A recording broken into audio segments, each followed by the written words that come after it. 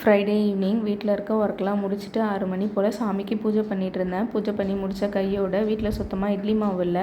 அதுக்குமே அரிசி உளுந்து ஊற வச்சுருந்தேன். அதையுமே கிரைண்டரில் போட்டு ஸ்டார்ட் பண்ணி விட்டுட்டேன். தென் பார்த்திங்கன்னா ஆஃப்டர்நூன் வாஷ் பண்ணி வச்ச பாத்திரம்லாம் எல்லாமே இருந்துச்சு. ஸோ அதையுமே எடுத்து அரேஞ்ச் பண்ணிகிட்டு இருந்தேன். இதுக்கு நடுவில் எங்கள் வீட்டு குட்டீஸுமே என் கூட விளையாடிட்டு இருந்தாங்க.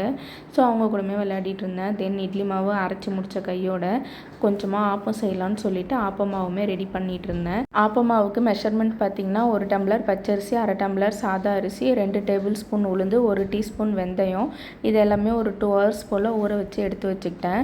தென் கிரைண்டரில் போடும்போது எல்லாத்தையும் ஒன்றா போட்டுட்டு தண்ணி ஊற்றி நான் ஆல்ரெடி கொஞ்சம் சாதம் எடுத்து வச்சுருந்தேன். அந்த சாதமும் கூட போட்டு ஒரு அரை முழி தேங்காயுமே போட்டு நல்லா மைய அரைச்சி எடுத்து வச்சுக்கிட்டேன்.